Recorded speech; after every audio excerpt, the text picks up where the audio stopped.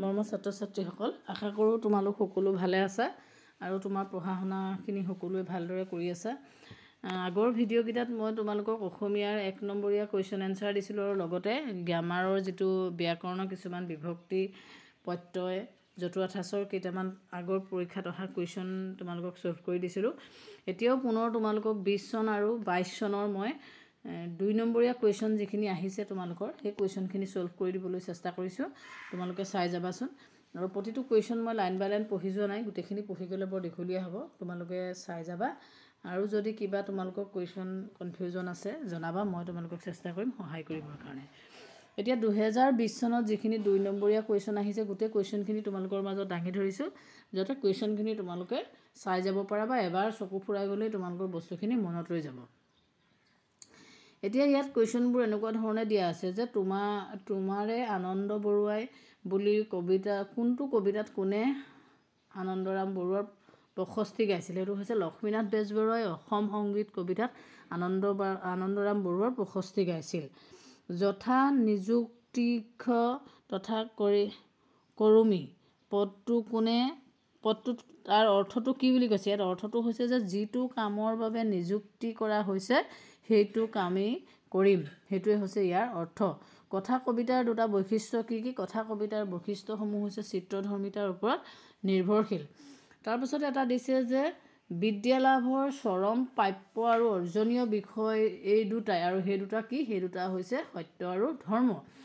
লগতে অকণমান দীঘলীয়াকৈ এটা কুৱেশ্যন দিছে যে বৰ্তমান সময়ত চিঠিৰ প্ৰাসংগিকতা আৰু মধুৰতাৰ কমি যোৱাৰ মূল কাৰণ কি? এতিয়া চিঠিৰ যিটো প্ৰাসংগিকতা আৰু মধুৰতা কমি যোৱাৰ মূল কাৰণটোৱে হৈছে যে এতিয়া যোগাযোগৰ ব্যৱস্থাটো খুব ওচৰ চাপি আহিছে। আগতে আজি সময়ৰ বাৰ্তা লগালগ আমি পোৱা হৈছে, যিহেতু মোবাইলৰ যুগ, টেকন'লজিৰ যুগ। এতিয়া আগতে কি হৈছে, কোনোবা এখন চিঠি দিলে সেই চিঠিখনৰ উত্তৰ পাবৰ কাৰণে মাহ ৰ'বলগীয়া হয়, বহুত দূৰ দূৰত থকা মানুহৰ খবৰ পাবৰ কাৰণে, বন্ধু বান্ধৱ আত্মীয়ৰ পৰা। কিন্তু যিহেতু এতিয়া যোগাযোগৰ ব্যৱস্থাটো খুব উন্নত হৈছে, যাৰ ফলত মানুহে দিনৰ বাৰ্তা দিনে পাবলৈ ধৰিছে, গতিকে তোমালোকৰ চিঠিৰ যিটো মাদকতা বা যিটো প্ৰাসংগিকতা সেইটো নাইকিয়া হৈ গৈছে। সেই কথাখিনিকে তোমালোকে ধুনীয়াকৈ লিখিবা, ইয়াত লিখি দিছে, মই লাইন বাই লাইন পঢ়ি দিয়া নাই, বস্তুখিনি মেইন কথাখিনি মই তোমালোকক বুজাই দিছোঁ। তাৰপিছত দিছে যে কাৰ্বি ভাষাৰ প্ৰথম ছবিখনৰ নাম কি? পৰিচালকগৰাকীৰ নাম কি? কাৰ্বি ভাষাৰ প্ৰথম ছবিখনৰ নাম হৈছে শ্ৰীজং আৰু পৰিচালক হৈছে প্ৰফুল্ল শইকীয়া। বিজ্ঞানৰ মানৱ জাতিলৈ বহু বেছি মূল্যৱান অৱদান হৈছে বৈজ্ঞানিক চিন্তাধাৰা, বৈজ্ঞানিক পদ্ধতি আৰু বৈজ্ঞানিক মনোভাৱ। পদাৰ্থ কণা তৰংগ কাক বোলে? পদাৰ্থৰ ক্ষুদ্ৰতম কণাসমূহ বেগ ক্ৰমে বঢ়াই দিয়া যন্ত্ৰক বিশেষ পদাৰ্থ কণা তত্ত্ব বুলি কোৱা হয়। তাৰপাছত দিয়া হৈছে যে নলিনীবালা দেৱীৰ কোন গ্ৰন্থৰ কাব্যগ্ৰন্থত ভালেখিনি কবিতা স্বদেশ প্ৰেমৰ সুৰ প্ৰবাহিত হৈছে? জাগৃতি আৰু অলকানন্দ। কাঠ খুলিবলৈ আৰু মিহিকৈ চুচিবলৈ কাঠমিস্ত্ৰীয়ে কি কি বিশেষ সঁজুলি ব্যৱহাৰ কৰে? কাঠ খুলিবলৈ বটালি আৰু মিহিকৈ চুচিবৰ কাৰণে ৰান্দা কাঠমিস্ত্ৰীয়ে ব্যৱহাৰ কৰে। আধুনিক কুঁৱলী কবিতাটোত কবিয়ে সেউতীক উদ্দেশ্যি বাইদেউক বন্ধনী সোধা কাব্য পংক্তিটো কি আছিলে? বাইদেউ আপুনি যে কৈছিল সেউতীৰ কথা, মোৰ কথা সেউতীক কৈছিল জানো? গতিকে এনেকুৱা ধৰণে কিছুমান তোমালোকৰ কবিতাৰ পংক্তি এটা উঠাই দিব আৰু সেই কবিতাৰ পংক্তিটোত কি কাক কি কৈছে সেইখিনি কথা তোমালোকৰ আহিব পাৰে। গতিকে গোটেই বস্তুখিনি তোমালোকে খৰচি মাৰি পঢ়িবা, গতিকে তেতিয়া তোমালোকে কোনো এটা বস্তু নোৱাৰাৰ কোনো কথাই নাই। কাৰণ যিবোৰ কুৱেশ্যন আহিব তোমালোকৰ কবিতাৰ ভিতৰে, লেচনৰ ভিতৰত যিখিনি চিলেবাছ দিয়া হৈছে তোমালোকৰ চিলেবাছৰ ভিতৰে আহিব। তাৰপিছত দিছে যে ভাৰতীয় সংবিধানে ভাৰতবৰ্ষক কেনেধৰণৰ ৰাষ্ট্ৰ হিচাপে প্ৰতিষ্ঠা কৰিছে? ভাৰতীয় সংবিধানে ভাৰতবৰ্ষক এখন সাৰ্বভৌম গণতান্ত্ৰিক ধৰ্মনিৰপেক্ষ আৰু সমাজবাদী যুক্তৰাষ্ট্ৰ হিচাপে প্ৰতিষ্ঠা কৰিছে। গতিকে এইটো এটা তোমালোকে লেচনৰ ভিতৰৰ কুৱেশ্যন, সেইখিনি তোমালোকে চাবা। মাধ্যমিক স্তৰৰ পাঠ্যক্ৰম থকা 4টা প্ৰাথমিক আৰু মৌলিক বিষয়বস্তু কি কি? গণিত, ভাষা বিজ্ঞান আৰু সমাজ বিজ্ঞান। এইকেইটা হৈছে খুব মৌলিক বিষয়। গতিকে এইখিনি কুৱেশ্যন তোমালোকৰ 20 চনত আহিছিলে, যিহেতু 21 চনত পৰীক্ষা হোৱা নাছিলে লকডাউনৰ কাৰণে। গতিকে 22 চনৰ যিখন পেপাৰ, সেই 22 চনৰ পেপাৰখনৰ মই 2 নম্বৰীয়া কুৱেশ্যনখিনি তোমালোকৰ মাজত দাঙি ধৰিছোঁ যে লক্ষ্মীনাথ বেজবৰুৱাই লিখা 2খন হাস্য ব্যংগ ৰচনাৰ নাম লিখা। দুখন হাস্যব্যংগৰ ৰচনা হৈছে কৃপাবৰ বৰুৱাৰ কাকতৰ টোপোলা আৰু কৃপাবৰ বৰুৱাৰ উভতনি। তাৰপিছত ফৰিয়াদ আৰু সঁচাৰ কাঠিৰ অৰ্থ কি? ফৰিয়াদ আৰু সঁচাৰ কাঠি অৰ্থ হৈছে ক্ৰমে গোচৰ বা অভিযোগ কৰা আৰু চাবি। কথা কবিতাৰ দুটা বৈশিষ্ট্য লিখা। কথা কবিতাৰ দুটা বৈশিষ্ট্য হৈছে কথা কবিতা চিত্ৰধৰ্মিতাৰ ওপৰত প্ৰতিষ্ঠিত আৰু কথা কবিতাই ভালেমান ভাৱেই প্ৰধান বিষয়বস্তু আৰু ইয়াত এটা মাত্ৰ কেন্দ্ৰভাৱ বা কেন্দ্ৰস্থ ভাৱ থাকে। এনেকুৱা ধৰণে 2 নম্বৰ কাৰণে বৰ বেছি দীঘলকৈ লিখাৰো প্ৰয়োজন নাই, বস্তুটো পইণ্ট ৱাইজ লিখিব পাৰিলে খুব ভাল, তেনেকৈ লিখিবা। তাৰপিছত দিছে যে তোমাৰে আনন্দ বৰুৱাই কবিতা শাৰীটো কোনজন কবিৰ কোনটো কবিতাৰ পৰা তুলি অনা হৈছে? তোমাৰে আনন্দ বৰুৱাই কবিতাৰ শাৰীটো লক্ষ্মীনাথ বেজবৰুৱাৰ অসম সংগীত নামৰ কবিতাৰ পৰা তুলি অনা হৈছে। গতিকে এনেকুৱা ধৰণৰ এটা কবিতাৰ লাইন তোমালোকক উঠাই দিব, সেই লাইনটো কোনে কৈছিলে, ক'ত কৈছিলে, এনেকুৱা ধৰণৰ তোমালোকক উদ্ধৃতিটো দিব পাৰে। আনন্দৰাম বৰুৱাৰ মতে কৰ্মৰ স্বৰূপ কি? আনন্দৰাম বৰুৱাৰ মতে কৰ্মই জীৱনৰ স্বৰূপ, কৰ্মহীনতাই মৃত্যু।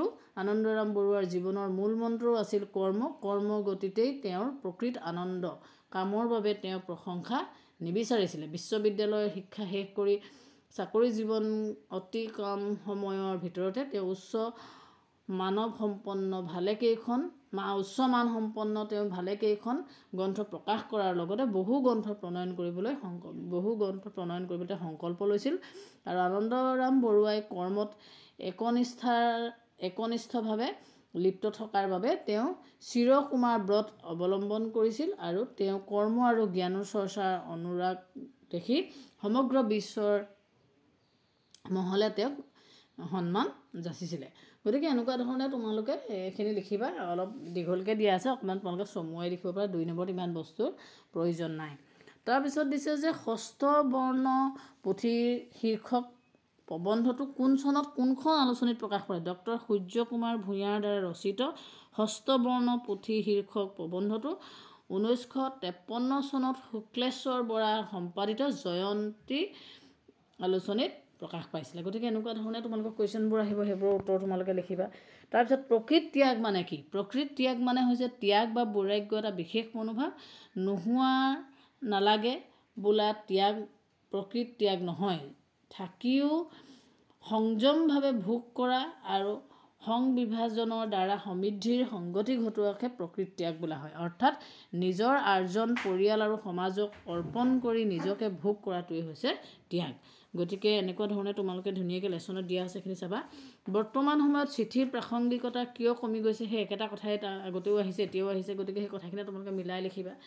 এৰাবাটৰ সুৰ ছবিখনৰ কণ্ঠদান কৰা ভাৰতীয় দুগৰাকী সংগীত হৈছে এৰাবাটৰ সুৰ গ্ৰন্থত সংগীত লতা মংগেশকাৰ আৰু হেমন্ত মুখাৰ্জীয়ে। বিজ্ঞানীৰ কাম কি? এতিয়া বিজ্ঞানীৰ কাম কি বুলি ক'লে বহুত আছে। আমাৰ বিশ্বব্ৰহ্মাণ্ডৰ ৰহস্য উদ্ঘাটন কৰিবলৈ ব্যৱস্থাটোৱেই কৰে, বিজ্ঞানেই কৰে। গতিকে এই ব্যৱস্থাটোৰ এটা সুসংগবদ্ধ ব্যাখ্যা দি পৰীক্ষা কৰি চাব পৰাকৈ পৰ্যবেক্ষণ কৰা, জোখ-মাখ লোৱা, সত্যৰ অনুসন্ধান কৰা, বস্তু বা ঘটনাবোৰ ধৰ্ম আৰু চৰিত্ৰ ফঁহিয়াই চাই তাৰ বিষয়ে এটা সিদ্ধান্তলৈ অহা, এইবোৰেই হৈছে বিজ্ঞানীৰ কাম। গতিকে তোমালোকৰ লেচনবোৰত ধুনীয়াকৈ দিয়া আছে। হ'লেও মই তোমালোকে কুৱেশ্যন ৱাইজ যিটো পেপাৰ অলৰেডি হৈ গৈছে 20 চনৰ আৰু 22 চনৰ, সেই পেপাৰ ৱাইজ তোমালোকক কুৱেশ্যনখিনি কৰি দিছোঁ, যাতে তোমালোকে এবাৰ পঢ়ি গ'লে সেই কুৱেশ্যনখিনি তোমালোকৰ মনত ৰৈ যায়। গতিকে তোমালোকে চাবা, কিবা যদি তোমালোকৰ আৰু কনফিউজন আছে মোক জনাবা। আৰু যিমান পাৰোঁ পেপাৰ ৱাইজ তোমালোকক মই প্ৰতিটো কুৱেশ্যন এনচাৰ একেলগেতো গোটেইখিনি দিয়াটো সম্ভৱ নহয়, বহুত দীঘলীয়া হৈ যাব ভিডিঅ'টো। গতিকে ইয়েৰ ৱাইজ তোমালোকৰ কুৱেশ্যন এনচাৰখিনি মই দিবলৈ চেষ্টা কৰিম, আৰু তোমালোকে চাই যাবা আৰু তোমালোকৰ নিজৰ কনফিউজনখিনি মোক জনাবা। ধন্যবাদ।